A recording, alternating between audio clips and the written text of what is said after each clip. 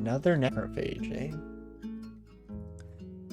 Well, Stone Arrow definitely does the trick on those bad boys, so no harm in seeing them. Oh, geez Louise, but now a troll is a little bit more scary.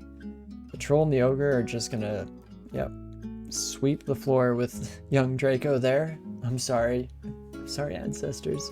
You will be remembered. I guess you will come back. Don't have to keep playing into the drama. But, geez Louise, I don't like seeing you. What other options do we have here? We could petrify the son of a gun.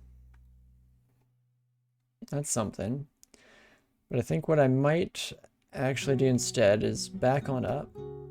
Move on up to here, and then we get some free LRD opportunities with a staircase right at our back here. In fact, we can even make sure we walk over here, make sure that we have that escape opportunity readily available, and then try our best to melt this son of a gun. There we go, not too shabby.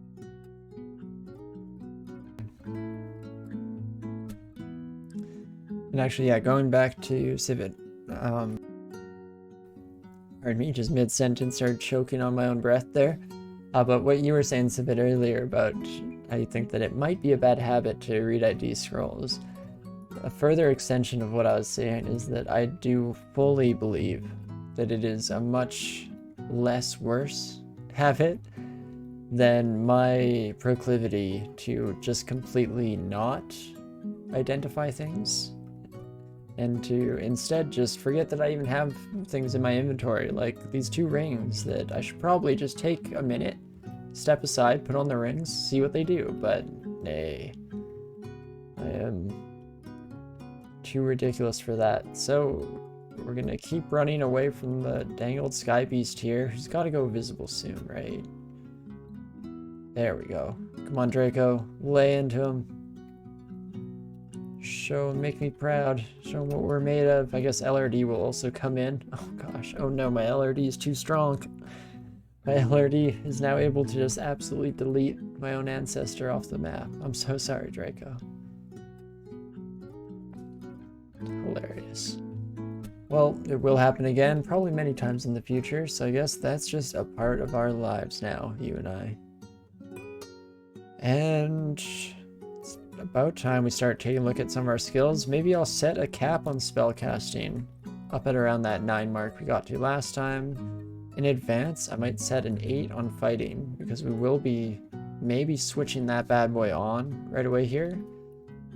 Lastly, let's take a peek. No more conjurations needed, at least while we're using the Staff of Earth. Our stone arrows are full power.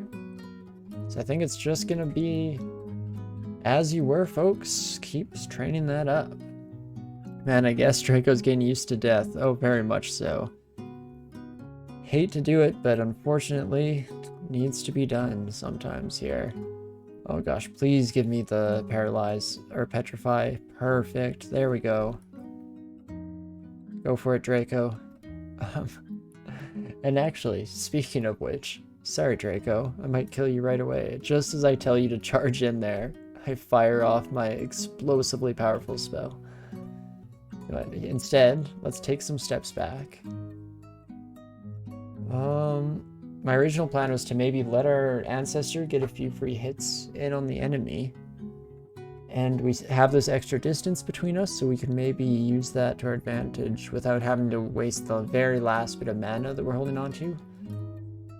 Maybe a couple turns. The issue is I want the 2-headed ogre to be petrified still. Yeah, unfortunately I went 1 turn too far. The ogre is back in action, so we will just run away like we do. Head, oh, still have not identified either of the other stairs.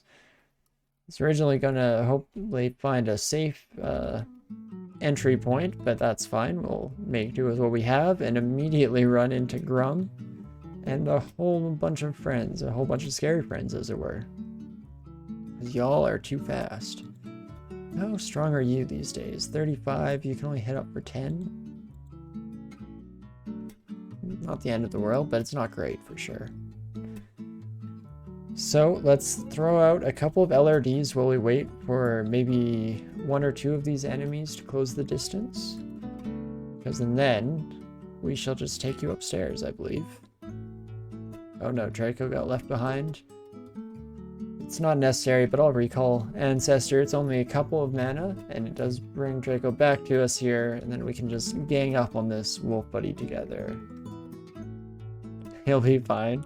I'm sure he would have been, but maybe would have taken out the whole welcoming party down there for all we know. Oh gosh, the stairs is somewhere in sight. Oh, that's not good. Oh no, all of our stairways are so brutal. Okay, I think this is the plan here. This stairway, relatively close to the other ones, and we just made a whole lot of noise. So I'm hoping the two-headed ogre has been drawn that way. Of course not. Why would it do that? That's stupid. I'm just an idiot over here. Whoops. So instead, I guess we're running away until he gets distracted or something. That Sky Beast is going to be the death of me and changes things drastically, unfortunately. Oh, especially... What? Why are you there? I thought you would be at least here by now. And oh no. Oh no. Okay, new plan. We're going to have to petrify this buddy or else things are going to get real sour. So actually, new plan, even above that, let's throw a haste on to everything here. And that will give us some time to run away. Turning this two-headed ogre into stone, which, there we go. Jeez Louise, this has turned into quite the kerfuffle. Can do a search for dispersal, teleport, or shaft. That is a really solid tip to keep in mind for the future, actually. Because especially shafts are a super straightforward way to deal with most enemies in a fairly effective manner, just because generally, if you push them downwards, you'll be a little bit stronger by the time you run into them. Hopefully strong enough to take the fight a bit more straightforwardly. But yes, even a teleport trap or a dispersal trap could do wonders of its own in regards to just surviving the situation. Okay, how far is our breath weapon? Beauty. Okay, I'm not sure if that did anything, of course, but I think we'll keep from our safe distance and just fire from beyond here. I really don't know what's happening with the Sky Beast, so maybe I should, instead of doing this weird little will they, won't they dance, let's take some preemptive maneuvers there and heal up. Yeah, run and heal, exactly. I think I've been a little lackluster in my flight side of the flight or fight response. That is such a core fundamental part of this game, and yet I've just been launching myself into dangers one after another without too much regard for safe, solid play. So maybe, just maybe, we can still change that today. Change fate itself, as it were.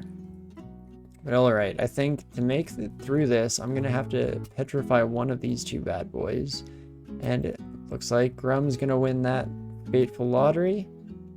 Let him slow down a bit. Also, there we go, make sure enemies approach him if possible so that we can blow him up into pieces, killing the Orc Warrior in the process. Love to see it. And then let's just, the two of us, rag on that buddy. Drake and I just pounding away there, and boom bada bing, we have somehow managed to make it through some of the bigger threats that we saw on this floor. I don't like that electric eel. Did the Ancestor get a class yet? Not yet, unfortunately. We're still just a wee bit behind there. I think it's at the next piety pip, right? At 2 pips. I'm also surprised it doesn't show up on this screen as a thingamabob, but I think that might be right. We'll have to see. Regardless, it has unfortunately not been achieved yet. We are holding out for the future. Hey, would you look at that? You may now remember your ancestor's life. So we can now choose a class for our ancestor, and this is a tough decision for sure, just because we cannot take it back once done so. Last time around, and my only attempt with this deity myself, personal experience-wise, was with the Battle Mage form.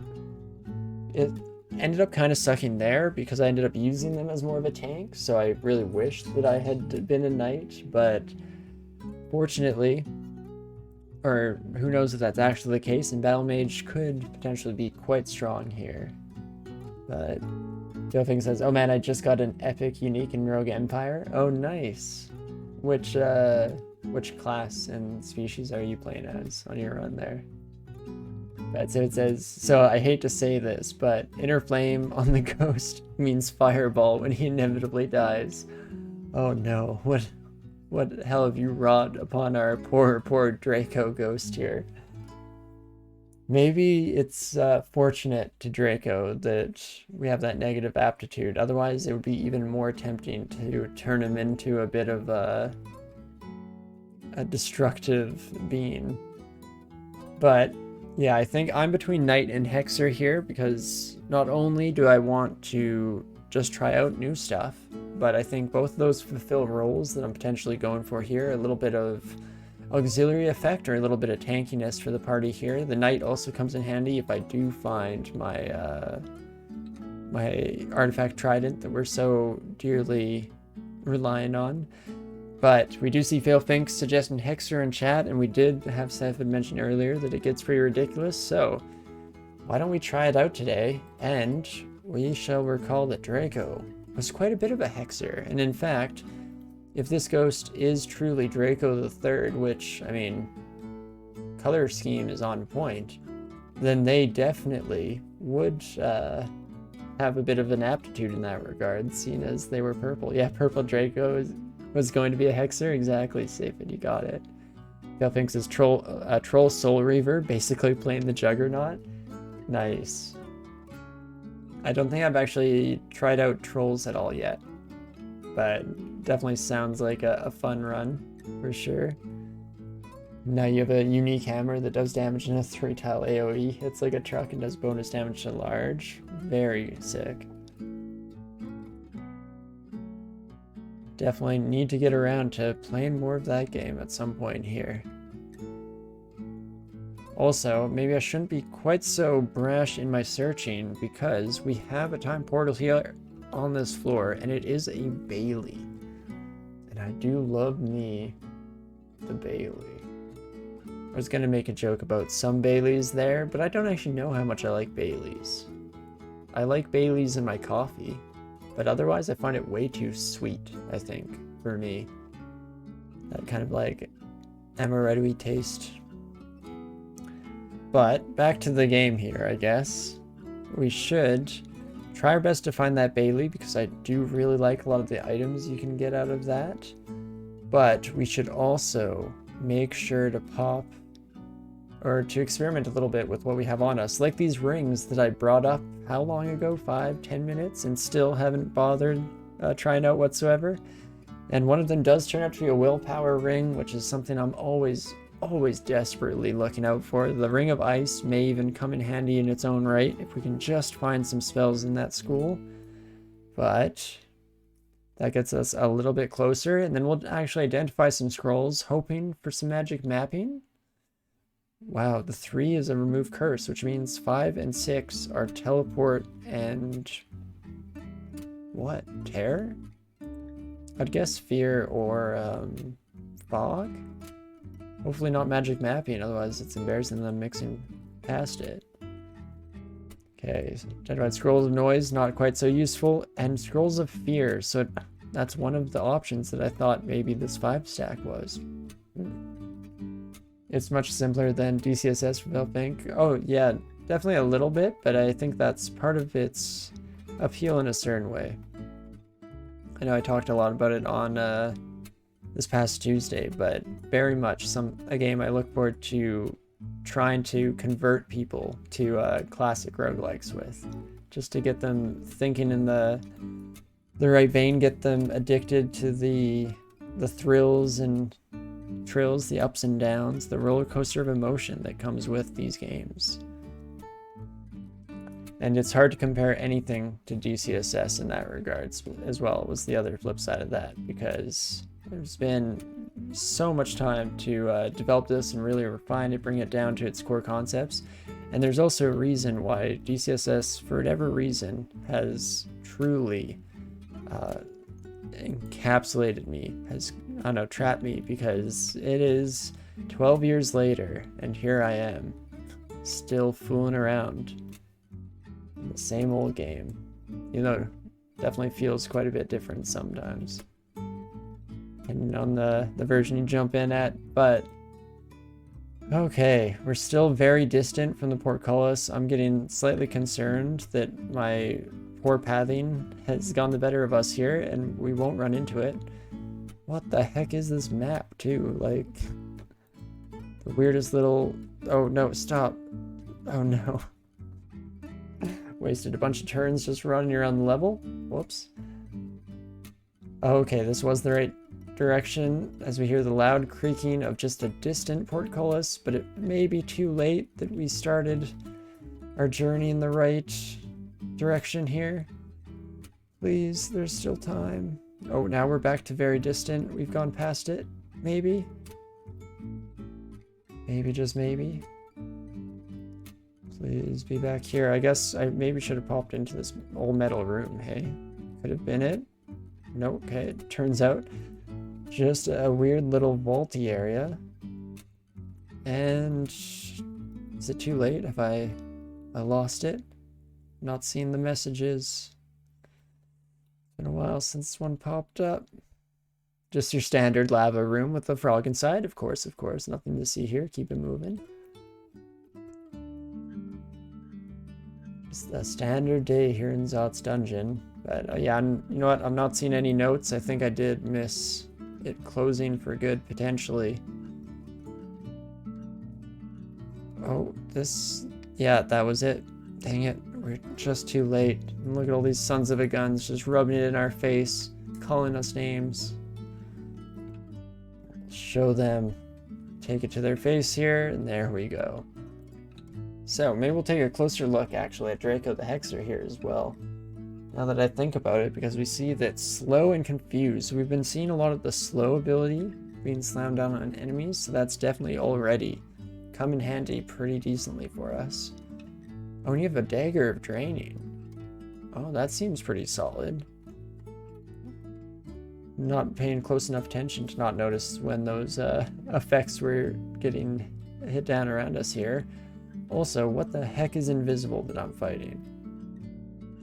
Is there really an ugly thing, or is this just a sky beast that was pre-invisibled? Maybe a ghost of some kind? Well, what's the best way to deal with you? Probably should have started doing some LRDs. Wait. You're still alive? You just moved. Okay. Thought that might have done it there, but we'll keep hoping some of these shatters are hitting. I'm not sure. There we go. Reactivating auto pickup. Perfect.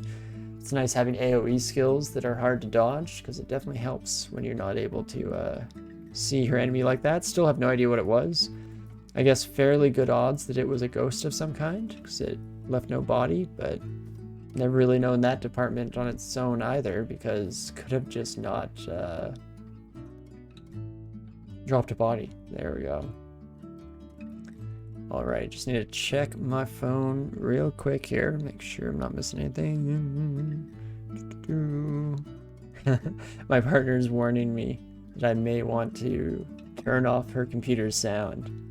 So we've had an issue in the past. She's at her parents' place right now, and about to stream some games over to that end of things so that they don't have to worry about installing it on their computer.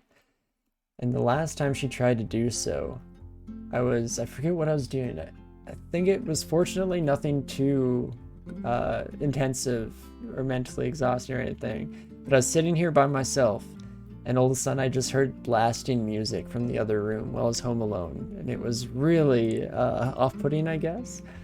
So this time she was being exceptionally thoughtful, warning me that she's about to start streaming something. And so if I hear anything coming out of that room, I might have to sprint out of here, especially if it's anything with copyright claims. Then oh me, oh my. Fastest I can run. Okie dokie. Keep it going here. Have we really not found the lair entrance, or have I've been on autopilot. Okay, we did find the lair entrance. Good, good, good.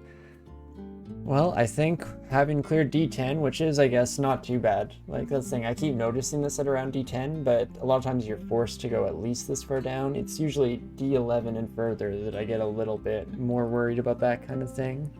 But, okay, Tor, reminder. Scrolls, rings, potions when safe.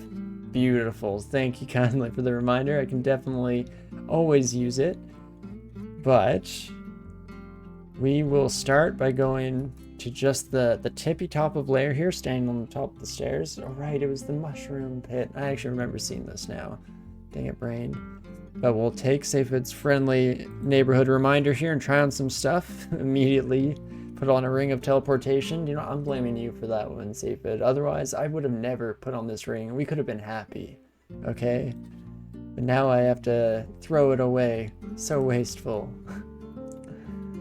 But perfect. In all seriousness, thanks again, because we should see what some of these scrolls do. In fact, I was holding off on using the high stacks of scrolls because I didn't want to teleport while we were searching in vain for the Bailey. But now that we're past that, let's read some of these, because we can definitely afford to be teleported somewhere. Fair, Safed. Yeah, just taking your the abuse that I'm handing out. Totally justified, right? Not at all. Oh, whoops, I need to say yes to really boarding the scroll. I'm not at all being unreasonable and silly. But okie dokie. Still have one identify scroll. What do I use it on? We have curing, we have heal wounds, we have haste, we have magic, we have brilliance. Are there that many potions I really want my hands on right away? I don't think so. I think I want blinking scrolls. Hey, would you look at that? I need to call things out more often. It seems like there's some kind of karmic system in place here to make me sometimes, I guess that's kind of the definition. I was going to say sometimes right about things, but that's just the definition of guessing. But quite often happen to call these things out. Good guess from Railbird. Yeah, no, I'll take all the credit for sure. Don't deserve any of it, but I'll take it. Okay, you know, I feel like I could use a acquirement, guys. Right? I don't know, I feel like part of why I've been trusted with this power is because I try my best not to abuse it too much. Never know when the faiths may take back the gifts that they've granted. So, as is, we've got a nice little identifier under our belts there. That blinking scroll will be huge. Could have used one of those last run, maybe. Just maybe. But I'm not complaining, game or anything. Just saying. And ooh, we do find ourselves with an ice cave, which should be interesting. We do at least have a ring of ice, so we do have that first pip of cold resistance able to be yossed on us here. Rhyme Drake, how strong are you? You're a bit strong. You know what, let's swap here, throw out a stone arrow. That sucked, was not at all worth it in the end. I just switched places, miscast a spell, looked like an idiot, and now there's no way for me to save face. So let's blow up the whole of everybody. Not even Draco can survive this because no witnesses. And Railbird said he didn't want to enable Lomolobot in chat. Actually, unfortunately, I've been lazy in that regard. I did check it out, but I did not get around to actually testing out implementation stuff. So that is my bad on that regard. But for the time being, no query results straight to chat there, unfortunately. But hey, on the flip side of that, sometimes a little bit of mystery makes life a bit exciting, you know? This is what excuse I tell myself to make up for the fact that I was just lazy and did not do the due diligence that I should have, unfortunately. But let us hopefully make it through this fight in one piece at the very least. It's looking like it. And there we go. Draco's confused by the plants. You know, it was a confusing situation in general. We all came up the stairs together. Half of us got teleported to the other side of the mushrooms. I don't blame anyone for being a little bit lost after that nonsense. But I guess the physical realm does what it must to accommodate the fact that 4 of us were taking up a single stairway. These things just happen. But okie dokie, back up to there, and oh my gosh, dream scenario. We have the LRD primed and ready to just hit our enemies, and for once, not hit our own friend. Whoop whoop. So we'll pop that buddy off, and then should be able to finish the rest of y'all in short order here. Not too bad. We're slowly making our foothold in Lair, which is turning into its own challenge for sure, especially considering the fact that I really wanted this ice cave, you son of a gun. But alas, we take what is given to us, and we shall see how it all shakes out. Let's get that petrified down to save ourselves from any trouble, and 1 LRD will immediately delete that black bear. Absolutely ridiculous destructive power. And then we'll same behavior or same treatment to the polar bear, and honestly probably similar treatment to the cane frog. Oh gosh, don't die, Draco. But thank you for the slow in the drain. That does help out a great deal. You blow up the bear, Monkus. It is a little brutal, don't get me wrong. The way of the Earth Elementalist is full of violence. As you can see, oh no. The crackling and melting ice is subsiding rapidly. You son of a gun! I never even had a chance. Never even had a shot. But I guess what I was saying was just that when you're constantly turning things into stone just to explode them into chunks that cover the entire dungeon room floor, well, I say you get used to, or you get a certain amount of desensitization, I should even say, to the amount of violence. Especially, like, what happens when the spell wears off? It must be a truly horrendous experience to be around when the petrify wears off, you know? Don't even want to think about it too much. The smell alone, dear Lord. But on a more positive note, things are going alright here in Lair. We're now very close to catching up to where we left off on our last buddy here. Just need to survive through a couple of floors of Lair. We shall have proved our mettle beyond our previous point at the very least. And LRD will do a lot of the work for us here, making sure we can hit these high evasion blink frogs before they get too many opportunities to slash at us. There you were, Draco. Didn't know for sure if I lost you or if you were just around a corner, but there's the confirmation.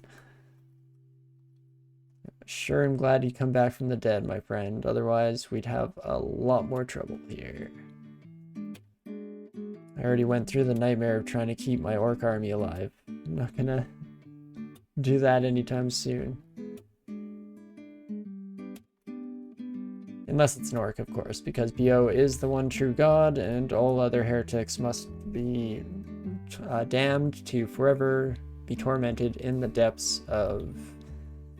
I don't know, I couldn't come up with a good orcish underworld name off the top of my head here, but amen from Safid, another believer in chat here. In fact, I think I even knew that from a previous stream where you've mentioned as much.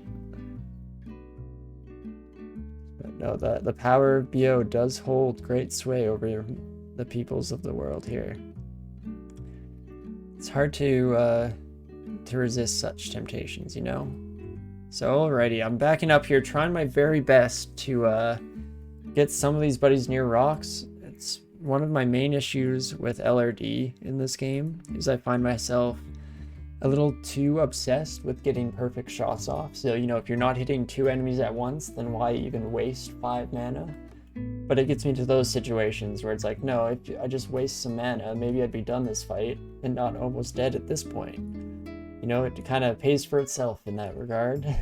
But should still all be fine in the end here. Just one buddy is more than good enough for Draco and I to take on together. Teamwork in action, distracting. One distracts while the other stabs, you know how it be, how it do. And so we shall keep going here. And wow, it's been a long time since I even checked in on my skills. Only Earth Magic is on, which means it's just ranking up? What's the word I was going for? I was going for like a word that meant extremely, and for whatever reason, the sound really ramping? Maybe really ramping up is what I was going for there. But we should definitely think about throwing on some other crap. So fighting is going to be one of those. The other is potentially going to be invocations. I wanted to double check. What else do you allow me to do? Swap creatures with our ancestor. Heal and protect our ancestor. Mana and piety. And those do have failure chances. Yeah, I'm going to be putting at least a bit into invocations here. I would like to be able to heal our ally. If we can keep them alive and kicking throughout an entire fight, I think that will go a long way towards helping us out. And what is the even... You can drain nearby creatures when transferring your ancestor. Oh, see, that seems to even be... Or to be even cooler, I should say.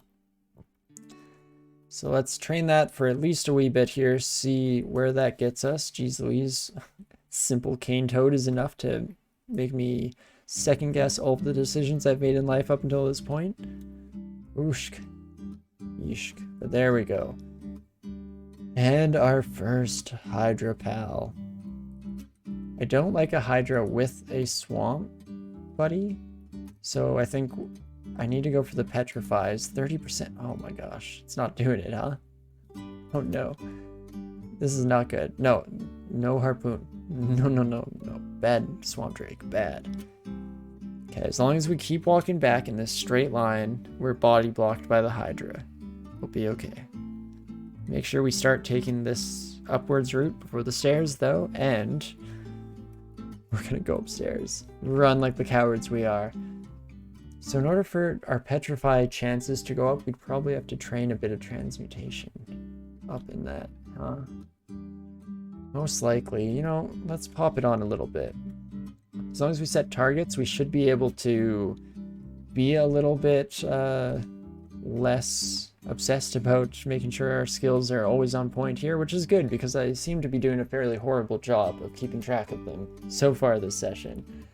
We shall also mark off that stairway, make sure we don't head straight into the waiting arms of that Hydra pal. Nice escape from Railbird, thanks.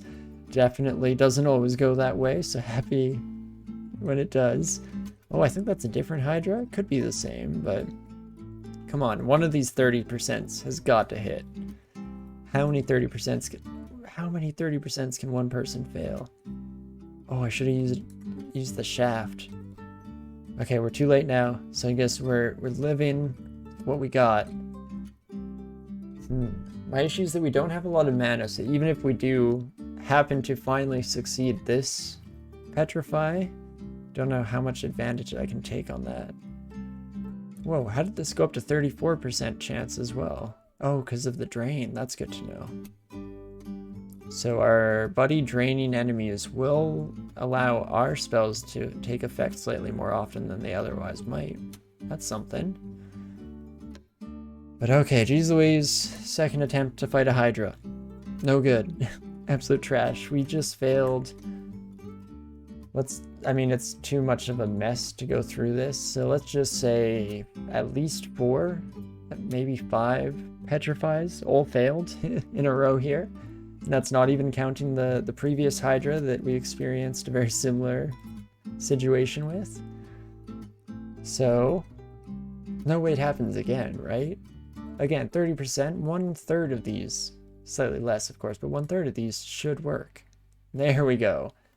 Finally, the Hydra starts slowing down, and so we start blowing it to bits. In fact, ally, if you could be so kind, please. I needed your help from the start here. I don't know why you're just standing around. Looking at your twiddling thumbs here.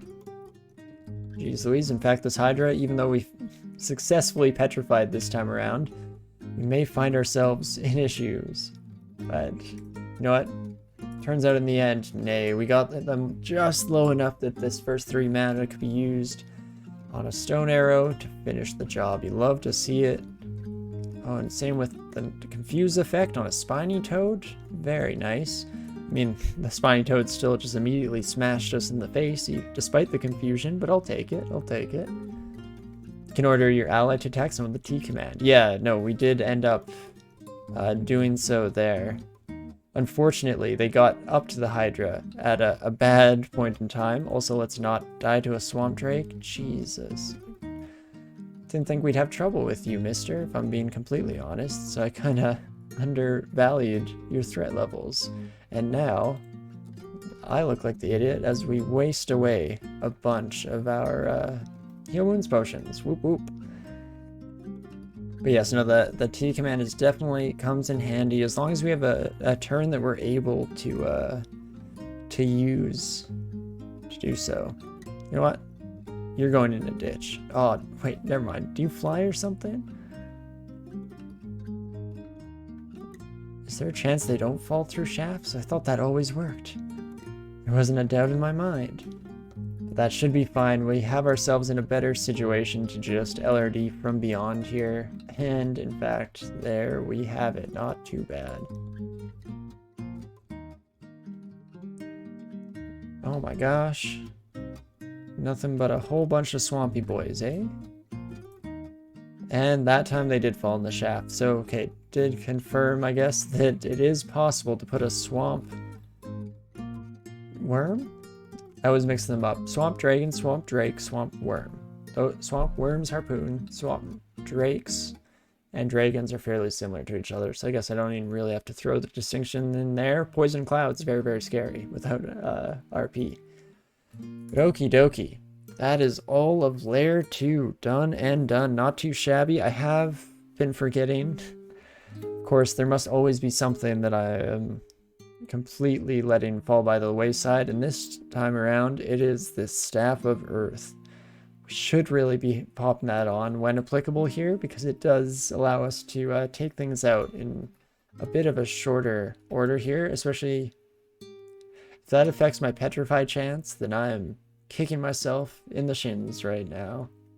That's really too bad that I inhibited myself with my poor decisions, but alas alack, we shall just move on forward with the knowledge that we can do better from now on.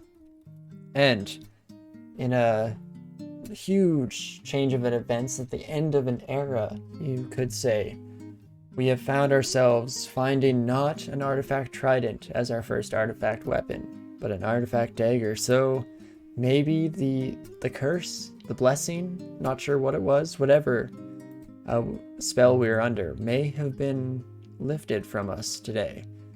We shall have to see in the future runs, but we find ourselves with the +5 dagger Imp Slayer. Speed dagger with the rage thing. Not evocable rage, but sometimes you just go berserk.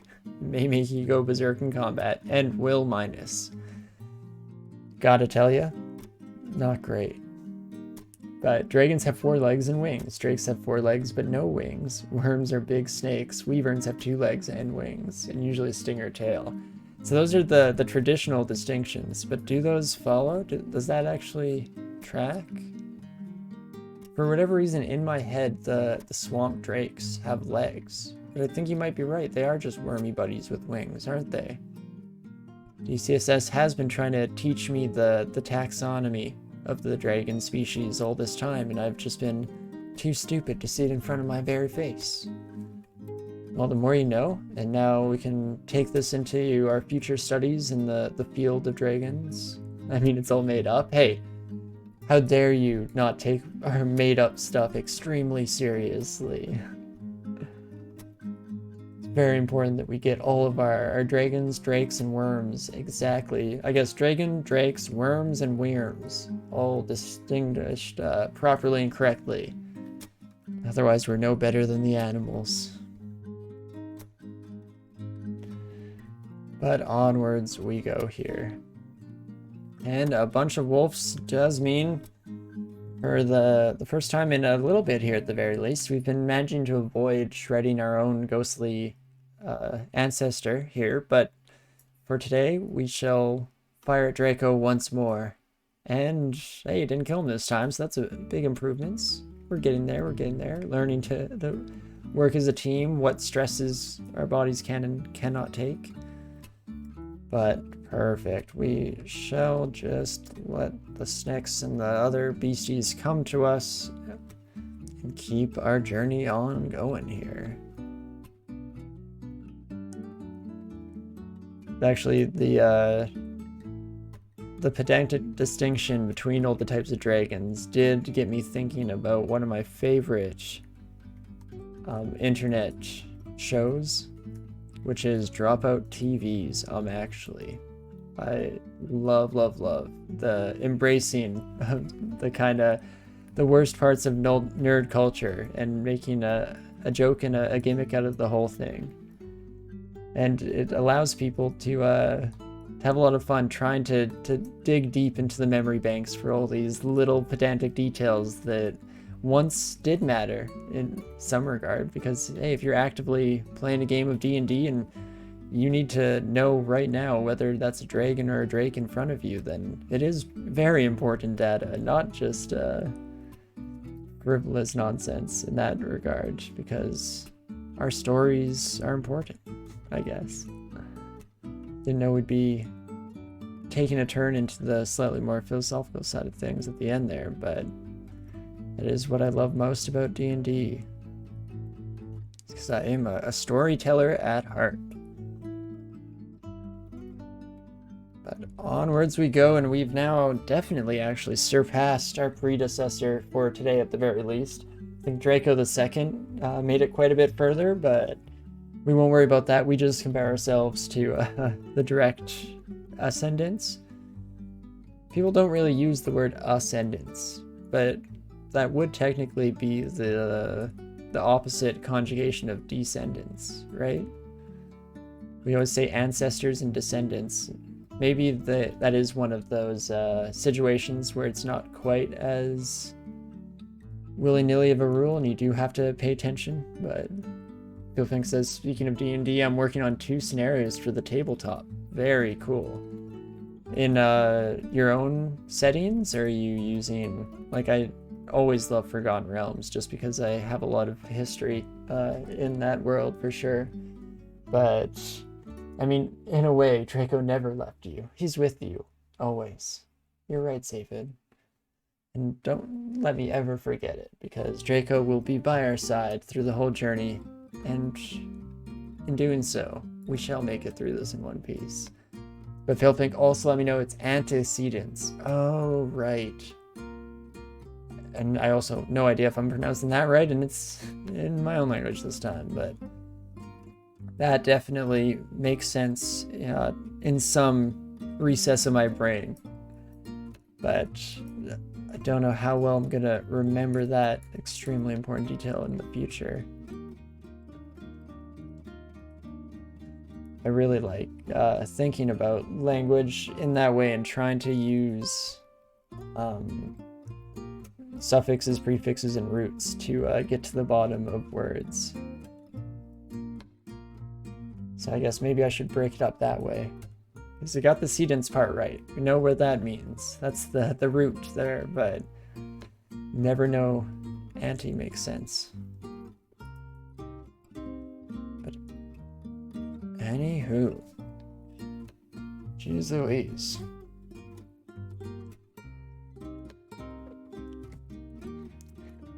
In my own setting, the first scenario is the not super distant future. An alien spaceship appears in the Sol system headed for Earth.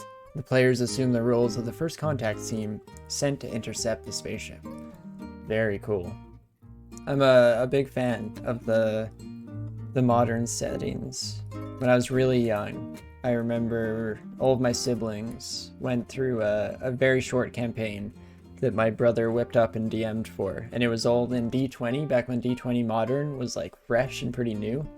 and it was one of our favorite things just because it was so new and fantastical to have a magical car that camouflaged and all these cool hybridizations. I'd really like mixes between fantastical and sci-fi, since fantasy really is just a form of sci-fi, or vice versa, I guess. I think fantasy is probably the higher order taxonomy there. I should know, I worked at a bookstore. But the alien vessel turns out to be a von Neumann probe crewed solely by an AI. Ooh, very cool. Seven said, I love weird fantasy like that. Expedition to the Barrier Peaks has a bunch of D&D adventurers finding a crashed UFO and picking up ray guns and fighting robots. But it's just magic to them. Hey, that's all technology is, right? If you get technology that is sufficiently advanced, then it is indistinguishable from magic in every way. And that was in 1980, or that was 1980. Very cool. A von Neumann probe is a self-replicating vessel with the ability to terraform a world, build more of itself, and send its copies out to terraform more worlds. Yeah. A very, I guess not necessarily common, but a very well thought out sci-fi idea for sure. One of the classics.